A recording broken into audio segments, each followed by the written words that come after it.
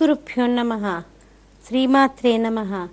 మొన్నను మనము అమ్మవారు ధను పౌష్పమౌర్వీ మధుకరమయీ పంచవిశిఖా వసంత సామంతో మలయమరు దయోధనరదః తథాపిక సర్వం హిమగిరిసుతే కామపి కృపాం అపాంగతే లబ్ధ్వా జగదిదమనంగో విజయతే.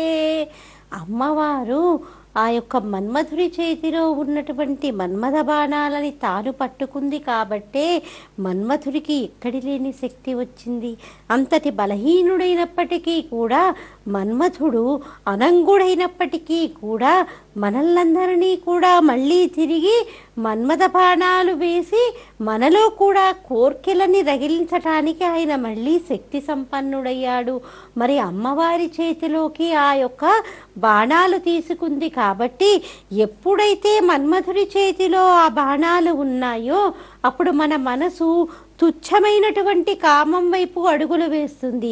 అదే అమ్మవారి చేతిలో ఉన్నప్పుడు అప్పటి వరకు కూడా ఎన్నో రకాలుగా తిరిగినటువంటి మనసు ఒక్కసారి అమ్మవారి చేతిలోకి ఆ బాణాలు వచ్చేసరికి మనమందరము కూడా ఎప్పుడూ కూడా భగవంతుడి మీద అంటే అప్పటి వరకు ఉన్నటువంటి మనసులో కొంత మార్పు వచ్చి తీరుతుంది. అప్పటి వరకు ఏదైనా దేవాలయానికి వెళ్ళాలంటే అబ్బా గుడికే వెళ్తాము, ఈరోజు ఈ సీరియల్లో చాలా సస్పెన్స్ ఉందిట కాబట్టి ఈ సీరియల్లో ఉన్నటువంటి సస్పెన్స్ చూసి మనం మళ్ళీ తిరిగి వెళ్దామనిపిస్తుంది. లేకపోతే ఏదో కొత్తగా మన ఇంటి పక్కనే షాపింగ్ మాల్ వచ్చింది కదా, ఈ షాపింగ్ మాల్లో ఏమేమి ఆఫర్స్ ఉన్నాయో తెలియదు కదా, షాపింగ్ మాల్కి వెళ్దాం. గుడికి వెళ్తే ఏమొస్తుంది, నా చిన్నతనం నుంచి చూస్తున్నాను ఆ దేవతామూర్తిని, అలాగే ఉంది కదా, రోజు చూసే దేవుడే కదా అని మన మనసు అనిపిస్తుంది. కానీ ఎప్పుడైతే అమ్మవారి చేతిలోకి తీసుకున్నటువంటి బాణాలు మన హృదయాన్ని తాకుతాయో వెంటనే మన మనసు ఈ షాపింగ్ మాల్కి దానికి తర్వాత వెళ్ళొచ్చు, ఒక్కసారి దేవాలయానికి వెళ్ళి ఆ దేవతామూర్తిని చూసి ఒక్కసారి ప్రదక్షిణ చేసి నేను తిరిగి వస్తాను అన్నట్టుగా మన మనసు దాని మీదకి మరలుతుంది. కాబట్టి అమ్మవారి చేతిలో ధనుర్బాణాలుంటే అవి మనకి శ్రేయోదాయకము. అందుకే లలితాపరా భట్టారిక కూడా ఆ ధనుర్బాణాలని పట్టుకొని చెరకు విల్లు పట్టుకొని మన వైపు చాలా ప్రేమగా, ఒరే వాళ్ళ వైపు వీళ్ళ వైపు కాదురా, నా వైపు చూడరా, నా పాదాలు పట్టుకోరా అని ఆ తల్లి చెబుతూ ఉంటుంది. ఎప్పుడైతే ఆ తల్లి వైపు మన మనసు మరలుతుందో ప్రతిదీ కూడా మనకి అమ్మవారి మీదే అంటే ఏదైనా కూడా దేవతా తుల్యంగానే మనం భావన చేస్తాము. అప్పటి వరకు ఏ పని చేసినా ఈ పనులన్నీ కూడా నా వల్లే జరుగుతున్నాయి, నా వల్ల నేను అన్నటువంటి అహంకారము పెరిగిపోతుంది. కానీ ఎప్పుడైతే మనకి అమ్మవారు పట్టుకున్నటువంటి ధనుర్బాణాలు పైన మన మనసు మరలుతుందో అప్పుడు ప్రతిదీ కూడా నాదేముంది, ఇలా 4 మాటలు నాకు తెలిసినా తెలియకపోయినా చెప్పగలుగుతున్నానంటే ఆ తల్లి యొక్క విభూతి, ఆ భగవంతుడి యొక్క అనుగ్రహం, ఆ భగవంతుడి అనుగ్రహం ఉండబట్టే నేను ఈ 4 మాటలు భగవంతుడి గురించి చెప్పుకోగలుగుతున్నాను, నాలో ఉన్నటువంటి జీవుణ్ణి నేను ఉద్ధరించుకోగలుగుతున్నాను అన్నటువంటి భావన మనలో కలుగుతుంది. లేకపోతే నేను అన్నటువంటి అహంకారము మనలో పెరిగిపోతుంది. కాబట్టి ఆ తల్లి పట్టుకున్నటువంటి బాణాల వల్ల మన మనసులో చాలా మార్పు వస్తుంది. ఇది వరకు ఏది తిన్నప్పటికీ కూడా ఇంట్లో ఏమీ తోచకపోతే ఒక పల్లీల డబ్బా తీసుకోవడం, లేకపోతే పుట్నాల డబ్బా తీసుకోవడం, లేకపోతే ఏదీ దొరకకపోతే కొత్త ఆవకాయలో పెట్టినటువంటి మామిడికాయ ముక్కని కరుక్కొని తినడము, ఇలాంటివి చేస్తూ ఉండేవాళ్ళము. కానీ ఎప్పుడైతే మన మనసు ఆ అమ్మవారి వైపు నడుస్తూ ఉంటుందో, అమ్మవారు పట్టుకున్నటువంటి ధనుర్బాణాలు మన హృదయాన్ని తాకుతాయో అప్పుడేం జరుగుతుంది, ప్రతిదీ కూడా తల్లి యొక్క ప్రసాదంగా భావన చేస్తాము. అమ్మో ఇది ఆవిడ యశస్విని కాబట్టే నాకు కీర్తిని అనుగ్రహిస్తోంది, నాకు కీర్తిని అనుగ్రహిస్తుంది ఆవిడైనప్పటికీ కూడా పక్కన నుంచొని యశస్వినిగా నేను కీర్తింపబడుతూ ఉంటే ఆవిడ చూసి ముసిముసిగా నవ్వుకుంటుంది. అయ్యో వీళ్ళు ఇంత ప్రేమగా నన్ను పూజించినందుకు వీడికి ఇంకా నేనేమైనా ఇస్తే బాగుంటుందేమో అని ఆ తల్లి ఆలోచిస్తూ ఉంటుంది. కాబట్టి ఆ తల్లి అనుగ్రహం పొందిన తర్వాత మనం అలా అది ఇది తినకుండా దేన్నైనా కూడా మనము ప్రసాద బుద్ధితో తినగలుగుతాము. అప్పటి వరకు మనం చక్కెర పొంగలి చేసుకొని తిన్నామనుకోండి, అమ్మో ఇంత నెయ్యి పోసి చక్కెర పొంగలి వండాను, ఇన్ని జీడిపప్పులు వేసాను, పక్కవాడికి ఎందుకు బాబు ఇంత పెట్టడము, ఇంత నెయ్యి ఏమన్నా ఊరికే వస్తుందా, వాడు ఏనాడన్నా నాకు ప్రసాదం పెట్టాడా, వాడు ఏ రోజు నాకేమీ పెట్టలేదు, నేనెందుకు వాడికి పెట్టాలి, ఇంత ఖర్చు పెట్టుకొని ఇంత కష్టపడి చేసుకున్నటువంటి చక్కెర పొంగల్ని అని ఆ స్నేహితురాలు వస్తున్నప్పటికీ కూడా దాన్ని దాచుకొని ఇప్పుడు ఈరోజు ఏం చేశావు అంటే ఏదీ చేయలేదే, ఓపిక లేదు అసలు, అందుకని ఒక పప్పు చేసి ఊరుకున్నామని చెప్పి వచ్చినటువంటి వాళ్ళు వెళ్ళిపోయిన తర్వాత మనం ఒక్కరమే ఆ చక్కెర పొంగల్ని మన కుటుంబ సభ్యులతో కలిసి తింటాము. కానీ ఎప్పుడైతే అమ్మవారు పట్టుకున్నటువంటి ధనుర్బాణాలు మన హృదయ స్థానాన్ని తాకుతాయో వెంటనే మన ఆలోచన విధానం మారిపోతుంది. చక్కెర పొంగలి వండగానే చక్కగా అమ్మవారి దగ్గరికి తీసుకెళ్ళి మనం నివేదన చేస్తాము. అలా నివేదన చేసి ఎవరైనా మన ఇంటికి రాగానే అదే అమ్మవారు పంపించినట్టు వచ్చావే, ఉండు ఇప్పుడే నేను అమ్మవారికి చక్కెర పొంగలి నివేదన చేశాను, చాలా బాగా కుదిరినట్టుండి, చూడ్డానికే చాలా బాగుంది సుమా అంటూ ఏం చేస్తాము, దాన్ని ఒక చిన్న పాత్రలో పెట్టి ప్రసాదంగా ఇచ్చి అమ్మవారి కరుణ నిన్ను అమ్మవారి రూపంలో మా ఇంటికి పంపించింది అంటూ మనం ఆ ప్రసాదాన్ని మన స్నేహితురాలికి పెడతాము. అంటే ఎంత తేడా వచ్చింది చూడండి. అమ్మవారు పట్టుకున్నటువంటి ధనుర్బాణాలు మన హృదయ స్థానానికి తాకగానే ఈ మార్పు అనేది తప్పకుండా వచ్చి తీరుతుంది. ఆ మార్పు కోసమే అమ్మవారు కూడా ఎదురు చూసేది. వాడు ఇలా మారాలి అని ఆవిడ కూడా ఎంతో తపన పడుతుంది. మన పిల్లలు ఉన్నారు, ఏదైనా తప్పు చేస్తున్నారు, లేకపోతే వాళ్ళకి చదువు మీద శ్రద్ధ ఉండట్లేదు, అప్పుడు తల్లిగా మనం కూడా ఎంత బాధపడతాము, ఎంతలా వారి గురించి ఆలోచిస్తాము. మరి అమ్మవారు కూడా అంతే. లౌకికంగా ఉన్నటువంటి ఒక తల్లి అలా ఆలోచిస్తే ఆ తల్లి జగజ్జనని, మరి ఆ తల్లి కూడా మనందరి కోసం ఇలాగానే ఆలోచిస్తుంది కదా. కాబట్టి ఆ తల్లి ఆ మన్మథుడి చేతిలో ఉన్నటువంటి ధనుర్బాణాలని ఆవిడ పట్టుకుంది. ఆవిడ పట్టుకుని ఆ మన్మథుణ్ణి అనంగుడైనప్పటికీ కూడా రతీదేవికి ఒక్కదానికే కనిపించేటట్టుగా ఆ తల్లి అనుగ్రహించింది. ఆ తల్లి అలా అనుగ్రహిస్తూ శివకామ సుందరిగా మారింది. శివకామ సుందరిగా మారి కామేశబద్ధ మాంగళ్య సూత్ర శోభిత కందర అంటూ కామాన్ని జయించినటువంటి కామేశుడి చేత ఆవిడ తన మెడలో మంగళసూత్రాన్ని కట్టించుకుంది. పరమశివుడికి ఎప్పుడూ కూడా అసలు కోరిక అన్నది ఉండదు, కామము అన్నది అసలు కలగనే కలగదు. ఆయన కామాన్ని జయించినటువంటి వాడు. అలాంటి ఆయన చేత కామేశబద్ధ మాంగళ్య సూత్రశోభిత కందర అంటూ అలాంటి కాముణ్ణి జయించినటువంటి కామేశ్వరుడి చేత ఆవిడ తన మెడలో మంగళసూత్రాన్ని కట్టించుకుంది. అందుకనే మనం వివాహ సమయంలో కూడా లలితా సహస్రనామాలలో మొదటి నామం దగ్గర నుంచి కామేశబద్ధ మాంగళ్య సూత్రశోభిత కందర అన్నటువంటి నామం వరకు కూడా చదువుతాము. ఎందుకు అలా చదవటం వల్ల మంగళసూత్రం కట్టించుకుంటున్నటువంటి వధువుకి అభ్యున్నతి కలుగుతుంది. అమ్మవారి యొక్క కృపకి ఆ అమ్మాయి పాత్రురాలవుతుంది. అందుకనే మనము అలాంటి శ్లోకాలన్నీ కూడా చదువుతూ ఉంటాము. మరి ఆవిడ పరమశివుణ్ణి వివాహం చేసుకోవాలి, హిమవంతుడిగా కూతురిగా వచ్చింది. మరి హిమవంతుడేమో ఇక్కడ పరమశివుడికి తపస్సు చేసుకుంటున్నటువంటి పరమశివుడికి సేవ చేయడానికి వినియోగిస్తే మధ్యలో ఈ మన్మధుడు బాణం వేయటము, ఆ మన్మధుణ్ణి పరమశివుడు కాల్చేయటము, ఇవన్నీ జరిగేసరికి ఒక్కసారి మరి ఆ యొక్క హిమవంతుడికి కూడా హృదయంలో బాధ కలిగింది.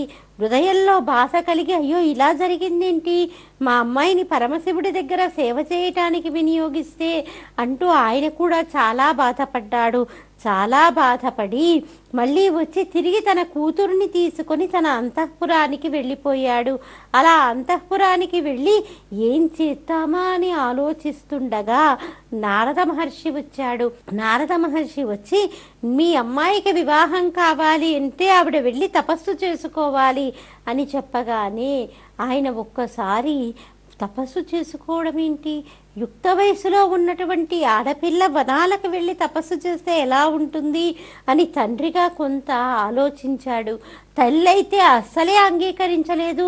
నువ్వు ఇంత అందంగా ఉన్నావు, తపస్సు చేస్తే ఏమైపోతావో, తపస్సు చేస్తే చిక్కి శల్యమైపోతావు, పైగా నువ్వు అంతఃపురంలో ఉండేటటువంటి దానివి, ఎండ కన్నెరుగునటువంటి దానివి, మరి అలాంటి దానివి అడవిలోకి వెళ్ళి తపస్సు చేస్తే నీ ఆరోగ్యం ఏమైపోతుంది, నీ అందం ఏమైపోతుంది, అయినా మేము కూడా నిన్ను చూడకుండా ఉండగలగాలి కదా, ఎలా ఉండగలుగుతాము, పైగా తపస్సు అంటే సామాన్యం కాదు, ఎన్నో ఓర్చుకోవలసి వస్తుంది, ప్రకృతి పరంగా ఎన్నో శక్తుల్ని మనం అడ్డుకోవలసి వస్తుంది, అవన్నీ చేయటం ఇంత చిన్న వయసులో నీకు అవుతుందా అని మేనకాదేవి కూడా ఎన్నో మార్లు పార్వతీదేవి తపస్సు చేసుకోవడానికి వెళ్తున్నానంటే ఉమా వద్దు, తపస్సు చేసుకోవడానికి వెళ్ళవద్దు అంటూ తల్లిగా తన యొక్క ప్రేమని వ్యక్తపరిచింది.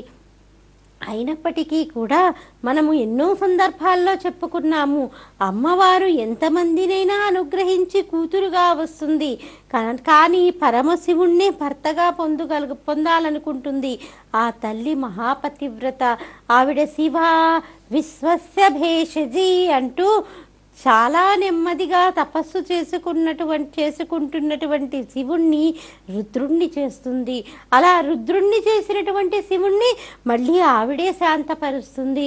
కాబట్టి ఆ తల్లి కూడా నేను వెళ్ళి తపస్సు చేసుకుని వివాహం చేసుకుంటాను అని ఆవిడ వనాలకి బయలుదేరిల్లింది.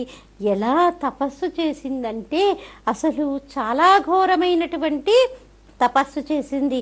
ఇది పగలని, ఇది రేయని, ఇది చలియని, ఇది ఎండ వానయని సతితా మదితలపోయక ఆచరించే ఘోర తపంబున్ అంటూ మనకి ఆ యొక్క మహాకవి తెలియచేస్తాడు.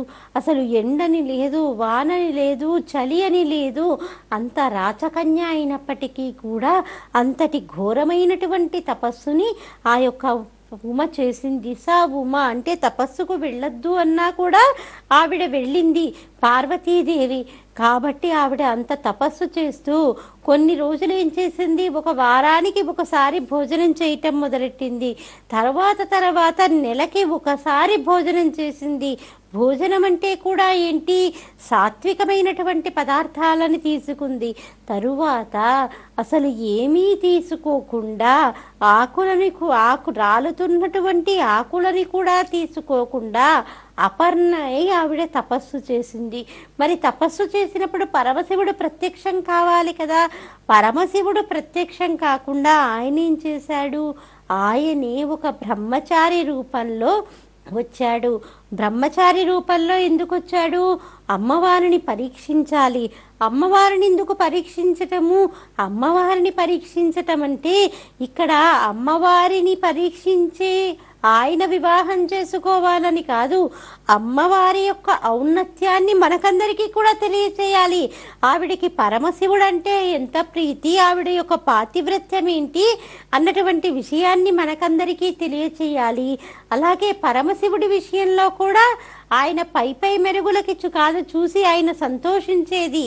ఆయన దేనికి సంతోషిస్తాడు, లోపల మనము ఆయన్ని ఎంతలా ఉపాసన చేస్తున్నామా అన్నది చూసి ఆయన సంతోషిస్తాడు అన్నది తెలియజేయడం కోసమే ఆయన ఒక బ్రహ్మచారి రూపంలో వచ్చాడు. బ్రహ్మచారి రూపంలో వచ్చి ఆయన వెంటనే అమ్మవారి దగ్గరికి వచ్చి, తరుణాక్షి అతడు ధనవంతుడందుమా కోరివేడిన కాని కూడు లేదు, ఆకారమున అతడు అటిమేతి ఎందుమా అంటూ ఆయన ఎన్నో రకాలుగా దుర్భాషలాడాడు. అమ్మా, నువ్వు ఇంత అందంగా ఉన్నావు, నువ్వు ఆ పరమశివుణ్ణి ఎందుకు వివాహం చేసుకోవాలనుకుంటున్నావు? అతడికి ఏదైనా కానీ అతడు చాలా ధనవంతుడు, సంపదలు ఉన్నవాడు అనుకుందామా? తరుణాక్షి అతండు ధనవంతుడందుమా, కోరివేడిన గాని కూడు లేదు. ఆయన ప్రతిరోజు కూడా ఒక భిక్షాపాత్ర పట్టుకొని భవతి భిక్షాందేహి అంటూ ప్రతి ఒక్కరి దగ్గరికి వెళ్ళి కూడా అడుక్కుంటూ ఉంటాడు. ఆయనే ఆది భిక్షువు. అలాంటి ఆది భిక్షువు అయినటువంటి వాడి దగ్గర ఆస్తిపాస్తులు ఏముంటాయమ్మా? ఆయన్ని ఎందుకమ్మా నువ్వు ప్రేమించావు? నువ్వు ఆయన్ని ఎందుకు వివాహం చేసుకోవాలనుకుంటున్నావు? ఆయన్ని వివాహం చేసుకోవడం కోసం నువ్వు ఈ తపస్సు చేయడం ఎందుకమ్మా అని మళ్ళీ తరుణాక్షి అతండు గుణవంతుడందు మా ఏనాటి గుణములో తెలియలేదు. అతడు గుణవంతుడందామా? అసలు అతని గుణాలు మనం ఎలా తెలుసుకుందామన్నా తెలియలేదే. గుణాలు చెప్పాలంటే ఎవరుండాలి? పెద్దలెవరైనా ఉండాలి. పెద్దలెవరైనా ఉండి ఇతడు ఇలాంటి వాడు అని చెప్పాలి. కానీ అతని గుణగణాలు చెప్పడానికి అక్కడ ఎవరూ లేరే. అలాగే అతని వంశచరిత్ర చెప్పాలన్నప్పటికీ కూడా అతడి తల్లిదండ్రులు ఎవరో ఎవరికీ తెలియదు. అందరికంటే కూడా ముందు నుంచి ఉన్నటువంటి వాడు, అందరికంటే ముందు నుంచి ఉన్నటువంటి వాడు కాబట్టి ఎవరికీ కూడా అతని యొక్క పుట్టుపూర్వోత్తరాలు తెలియదు. మరి ఏ రకంగా ఆయన్ని వివాహం చేసుకుందామనుకుంటున్నావు?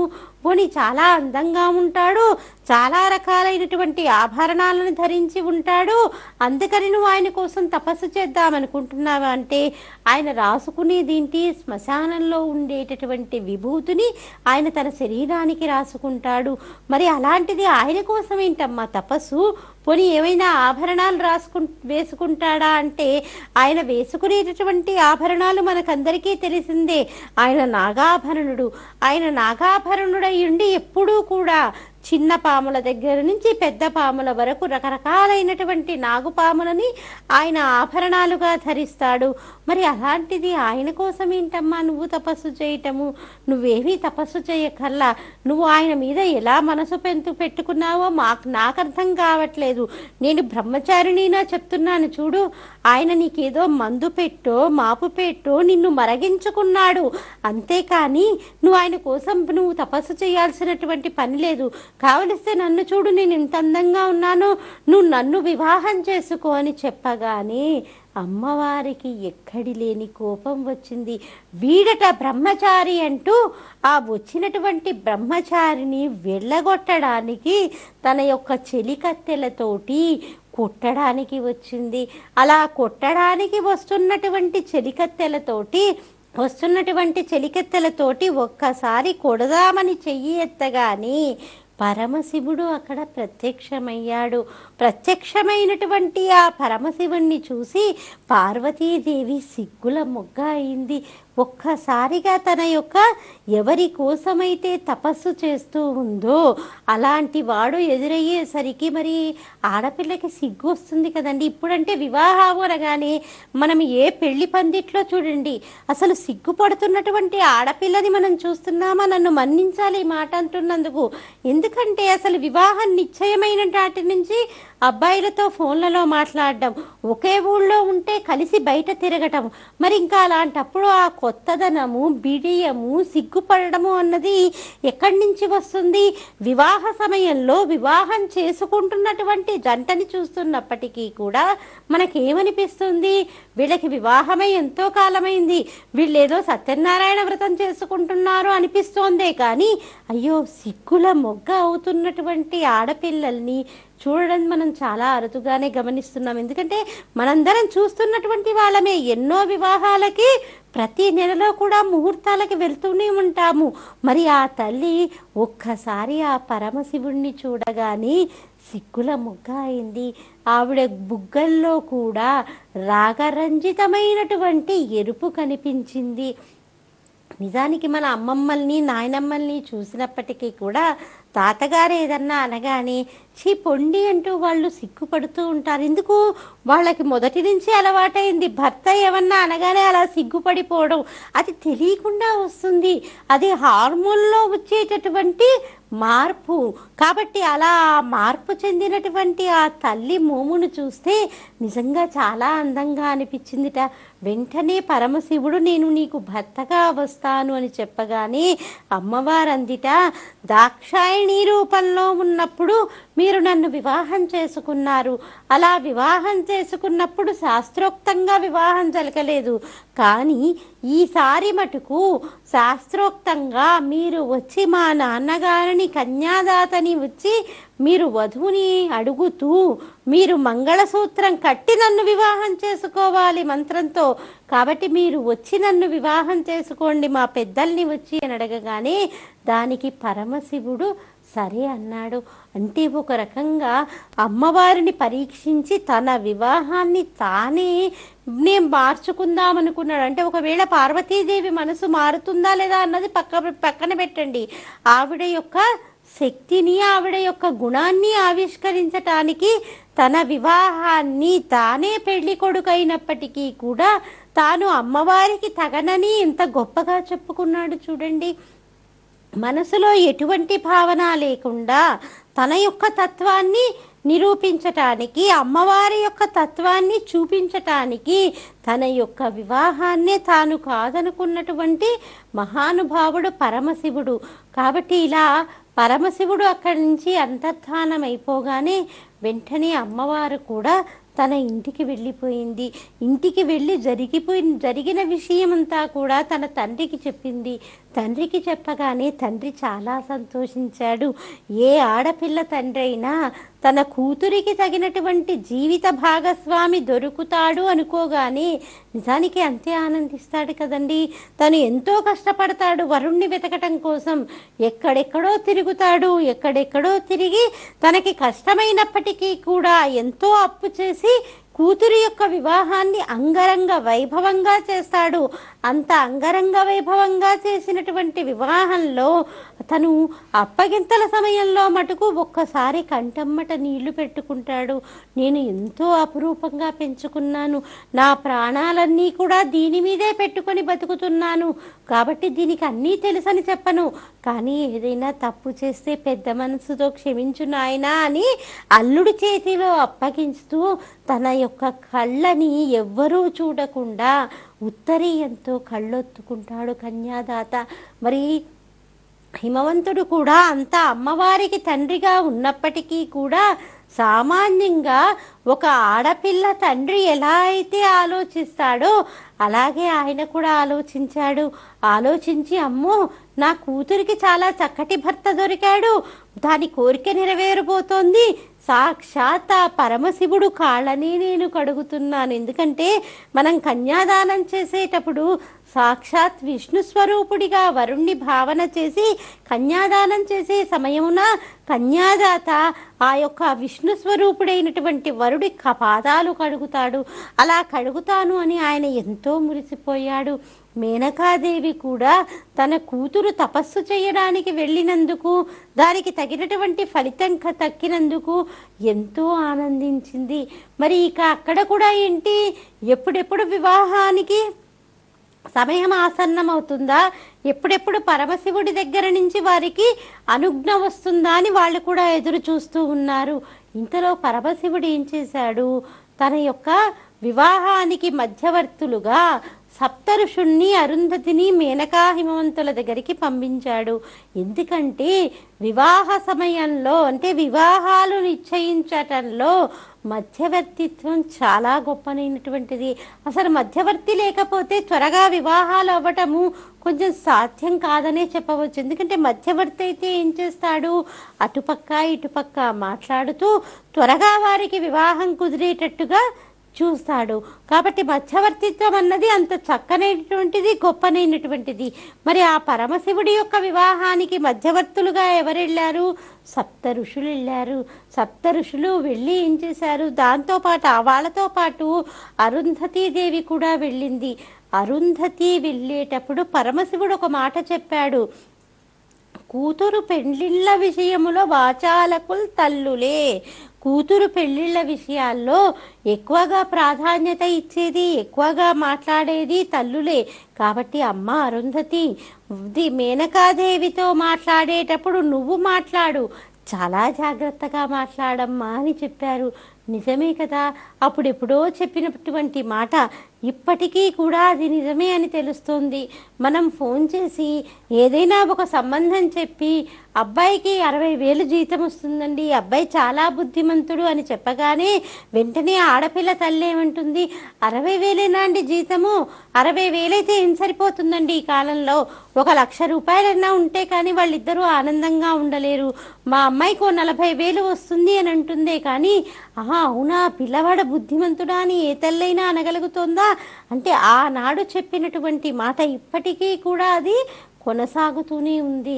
ఏదైనా కానీ వివాహం విషయంలో తల్లులు ఏం చేస్తుంటారు, ఒకవేళ అబ్బాయి కొంచెం నల్లగా ఉంటే అన్నీ బాగున్నాయి కానీ కొంచెం నల్లగా ఉన్నట్టున్నాడే అని కూతురికి రానటువంటి సందేహాన్ని కూడా తల్లులు వెళ్ళబుచ్చుతూ ఉంటారు.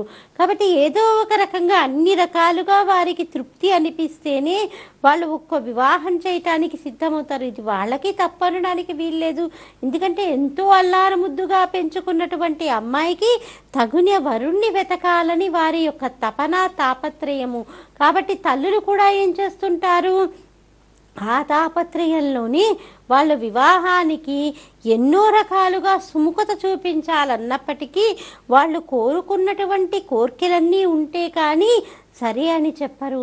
కాబట్టి పరమశివుడు ఏం చేశాడు, సప్తఋషుల్ని అరుంధతిని ఆ యొక్క మేనకా హిమవంతుల దగ్గరికి మధ్యవర్తులుగా పంపించారు. అసలు ఆ హిమవంతుడైతే సప్త ఋషుల్ని ఎంతో పూజించి, మా అదృష్టం అండి మీరు మా ఇంటికి రావటము, అంతటి పరమశివుడు మాకు అల్లుడుగా కావడం అంటే మాది ఎన్నో జన్మల పుణ్యఫలము, పైగా అలాంటి వారికి వివాహం చెయ్యాలని మీలాంటి వాళ్ళు వచ్చారు చూడండి, మా గృహము పావనమైంది, మా దేశం పావనమైంది అంటూ ఎంతో చక్కగా సప్త ఋషుల్ని ఆ హిమవంతుడు పూజించాడు. మేనకాదేవి మటుకు వచ్చి మనమ్మాయి కూడా ఏం తక్కువ అండి, మనమ్మాయి అంతటి గుణవతి, అంతటి అందగత్య, కాబట్టే అంతటి పరమశివుడు కూడా వివాహం చేసుకుంటానని సప్తఋషుల్ని అరుంధతిని మన దగ్గరికి పంపించాడు అంటూ కొంచెము రాజసం ఉట్టిపడుతుండగా మాట్లాడింది. ఇంకా దీనికి సంబంధించిన విషయాలు మళ్ళీ మన కార్యక్రమంలో తెలుసుకుందామమ్మా. స్వస్తి.